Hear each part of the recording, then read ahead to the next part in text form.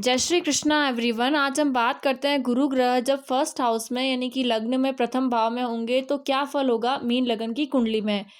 तो सबसे पहले बात करेंगे गुरु ग्रह की कि गुरु ग्रह से हम क्या रिलेट करके देखते हैं। उसके बाद हम बात करेंगे प्रथम भाव की, फर्स्ट हाउस की कि लग्न से हम क्या रिलेट करते हैं।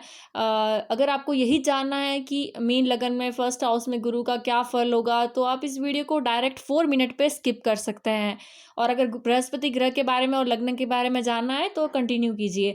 तो फर्स्ट हाउस के बारे में बात करें तो फर्स्ट हाउस से हम क्या देखते हैं। सबसे पहले कि हम देखते हैं व्यक्ति की पर्सनैलिटी कैसी है, व्यक्ति का व्यक्तित्व कैसा है, व्यक्ति कैसा दिखता है, वर्ण आकृति कैसी है, फिजिकल एट्रीब्यूट्स जैसे कह सकते हैं।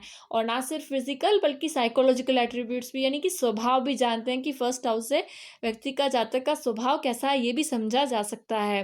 फर्स्ट हाउस में बैठे ग्रह और लग्नेश और उनके नक्षत्र सभी मैटर करते हैं। और बात करें तो हम बात करें तो मस्तिष्क देखते हैं हम, समाज में प्रतिष्ठा देखते हैं, यश मान बुद्धि सम्मान, इस तरह से देखा जाता है। पेशेंस लेवल विवेक शक्ति देखी जाती है। तो ये सब चीज़ें हम फर्स्ट हाउस से देखते हैं। अब हम बात करते हैं कि हम गुरु ग्रह से क्या देखते हैं। गुरु ग्रह जो होता है, जिन्हें बृहस्पति ग्रह भी कहते हैं, ये देवगुरु, इन्हें देवगुरु का पद मिला है, देवगुरु की ग्रहों में श्रेणी मिली है। तो जैसे सूर्य को राजा से संबंधित करते हैं, चंद्रमा को पद मिला है रानी का, मंगल को सेनापति का, इस तरह से बुध को राजकुमार का पद मिला है। तो गुरु को, ग्रह को देव गुरु का पद मिला है। एक्चुअली सिंबलाइज किया गया है बेटर अंडरस्टैंडिंग के लिए वैदिक एस्ट्रोलॉजी में।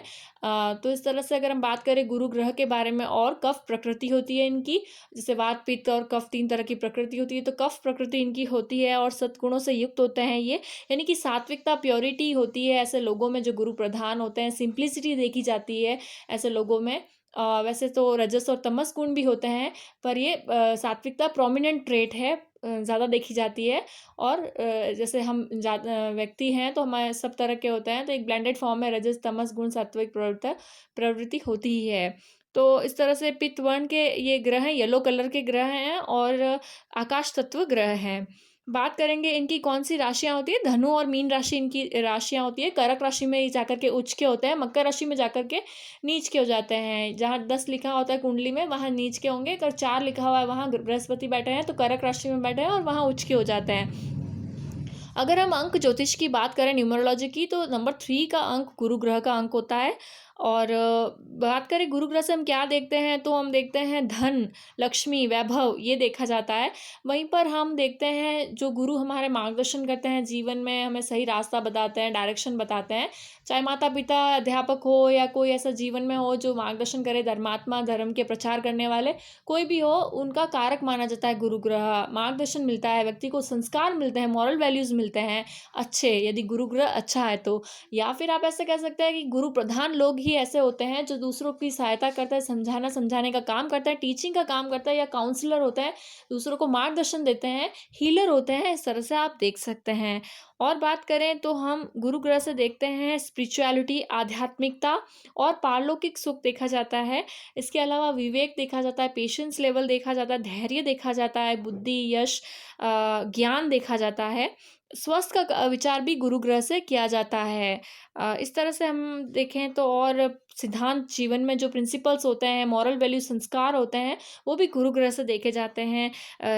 गुरु प्रधान जातक जो होता है वो शांत स्वभाव का होता है, उच्च अभिलाषी होता है। बड़े भाई का कारक भी गुरु ग्रह को माना जाता है, राजनीति से संबंधित भी है।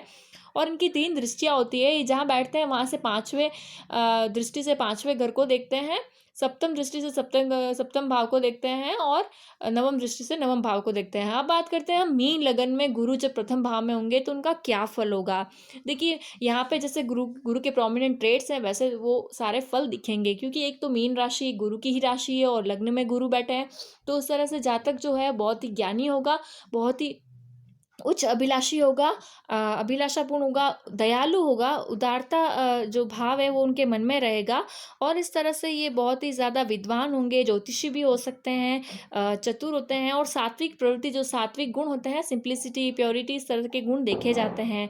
और अगर हम बात करें तो यहाँ पे राजनीतिक से संबंधित भी है, तो राजनीति के ज्ञाता होते हैं, पॉलिटिक्स के ज्ञाता होते हैं, समझते हैं पॉलिटिक्स को और साहित्यिक होते हैं, जो लिटरेचर होता है वो उन्हें अच्छा लगता है। साहित्य या तो खुद लिखते हैं, लिखना पसंद करते हैं या वो पढ़ना बहुत पसंद करते हैं लिटरेचर्स को।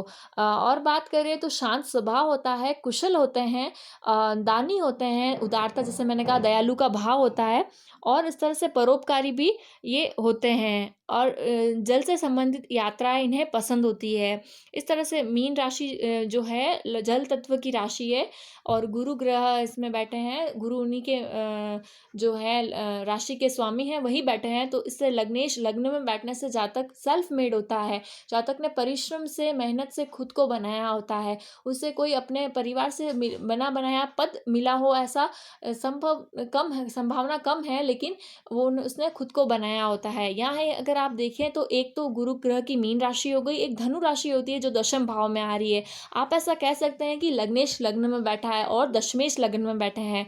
तो दशमेश जब लग्न में आते हैं तो जातक को जातिका को जातक या जातिका विद्वान तो होते ही हैं, उन्हें राज्य से सम्मान मिलता है, राज्य से संबंधित चीज़ों में इनके सफलता मिलती है, इन्हें राज्य से सम्मान मिलता है पिता से और ये एक अच्छा व्यवसाय से भी सहयोग मिलता है।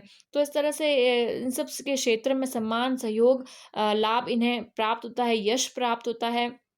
जातक या जातिका बड़ा व्यवसाय भी कर सकते हैं, काफ़ी प्रचुर मात्रा में धन इनके पास होता है। अगर हम बात करें दृष्टियों की तो यहाँ बैठे गुरु ग्रह अपनी 5वीं दृष्टि से कर्क राशि को देख रहे हैं, जहाँ 4 लिखा हुआ है। आप इस चार्ट में इस तरह से देख सकते हैं। तो यहाँ बैठे ग्रह 5वीं जो जहाँ 4 लिखा हुआ है, कर्क राशि में बैठे ग्रह भी मैटर करते हैं, लेकिन फिर भी ये बहुत ही शुभ फल दायी है। यहाँ पर संतान, विद्या से लाभ मिलता है। जातक को ज्ञानी होते हैं जातक, इनकी एजुकेशन अच्छी होती है, फॉर्मल और इनफॉर्मल दोनों तरह की एजुकेशन बहुत ही अच्छी होती है और विशेष उन्नति यह यहाँ से प्राप्त करते हैं। 7वीं दृष्टि की बात करें तो सप्तम भाव पर पड़ रही है, जो कि विवाह का भाव होता है और सामंजस्य से व्यवसाय करने का भाव होता है। तो यहाँ पे दोनों ही चीज़ों में इन्हें पॉजिटिव रिजल्ट ही मिलेगा। अगर हम नवमी मित्र दृष्टि की बात करें तो नवम भाव को देखने से धर्म के प्रति इनका रुझान अच्छा होगा। ये धर्म में रुचि रखेंगे, धार्मिक होंगे और धर्म का प्रचार करना या इन्हें पसंद होगा, इस तरह से आप देख सकते हैं। नवम भाव में को देख रहे हैं तो लगभग सारे सुख मिलते हैं यदि यहाँ पे शुभ ग्रह बैठे हैं, चंद्रमा बैठे हैं और इस तरह से और कोई शुभ ग्रह बैठे हैं तो भी शुभ फलदायी है। जीवन में इन्हें सारे सुख मिलते हैं, ऐसा देखा गया है। ऐसा देखा गया है कि जब मीन लगन में गुरु होते हैं तो ऐसा जातक या जाति का जो है सीधा स्वर्ग से आते हैं, ऐसा कहा गया है हमारे ग्रंथों में कि ये स्वर्ग से आते हैं और सारे स्वर्ग के सुख भोग कर आते हैं, क्योंकि गुरु बैठे हैं। तो इस तरह से यहाँ पे फिर अपने पुण्य जो है खत्म होने पर फिर से पृथ्वी लोक में आते हैं, ऐसा ग्रंथों में लिखा गया है। तो इस तरह से आज हमने समझा गुरु ग्रह मीन लगन में क्या फल होता है। अब हम बात करते हैं किन नक्षत्रों में। देखिए, जब गुरु ग्रह मीन राशि में है तो या तो ये पूर्व भाद्रपद नक्षत्र में होंगे या उत्तरा भाद्रपद नक्षत्र में होंगे या फिर रेवती नक्षत्र में होंगे। ये आप किसी भी ऐप से जब आप डाउनलोड करेंगे तो डिटेल्स डालते हैं तो ग्रहों की सीरीज आती है, उनके सामने उनके नक्षत्र लिखे हुए होते हैं। यदि गुरु ग्रह पूर्व भाद्रपद नक्षत्र में है और चतुर्थ चरण में ही होंगे, अंतिम चरण में, तो पूर्व भाद्रपद नक्षत्र गुरु का स्वयं का नक्षत्र होता है। बृहस्पति के नक्षत्र में गुरु ग्रह शुभ फलदायी होते हैं। ये मोटापा थोड़ा अधिक बढ़ा देते हैं, चर्बी बढ़ा देते हैं, लेकिन जातक धार्मिक होता है, धार्मिक प्रचार करता है, कथावाचक हो सकते हैं ऐसे लोग। लिटरेचर, साहित्य, कथा, पुराने जो ग्रंथ होते हैं उन्हें पढ़ना, उन्हें समझाना, यानी कथावाचक और धार्मिक संबंधित चीज़ों में बहुत अच्छा होता है। ज्ञानी होते हैं, अगर उन्होंने अच्छी विद्या प्राप्त की हो तो अच्छे प्रोफेसर होते हैं और अध्यापक हो तो उच्च कोटि के अध्यापक होते हैं ये जातक। और इस तरह से अगर हम बात करें तो अगर उत्तरा भाद्रपद नक्षत्र में है तो शनि के नक्षत्र में है। जातक जीवन में परिश्रम करके आगे बढ़ता है और उत्तरा भाद्रपद नक्षत्र में गुरु का होना भी शुभ फलदायी है। शनि का नक्षत्र है, शनि परिश्रम तो करवाता है, लेकिन शनि थोड़ा परिश्रम के बाद ही सफलता मिलती है, तो वो उसी का मान है, बाकी तो क्या मतलब। तो इस तरह से बहुत ही शुभ फलदायी है। अगर हम बात करें रेवती नक्षत्र की, तो रेवती नक्षत्र बुध का नक्षत्र होता है। बुध के नक्षत्र में गुरु एक अच्छी वाणी के साथ जब ज्ञान का मिश्रण होता है तो कितना शुभ फलदायी होता है। जनसभा को मोहित कर देते हैं, जनसभा को संबोधित करते हैं तो श्रोतागण सुनते ही रहते हैं। ये कथावाचक हो सकते हैं। और यदि ये किसी और फ़ील्ड में हैं तो उसमें भी ये अपना बेस्ट देते हैं। इनकी वाणी से हमेशा ज्ञान ज्ञान की बातें ही चलती रहती है, आप ऐसा कह सकते हैं। तो ये भी बहुत ही शुभ फलदायी होता है कि बृहस्पति का ग्रह रेवती नक्षत्र में होना। आज हमने मीन लगन की कुंडली में गुरु ग्रह के प्रभाव के बारे में जाना। अगर आपने इसे रिलेट किया है तो लाइक, शेयर, सब्सक्राइब करिएगा। राधे राधे।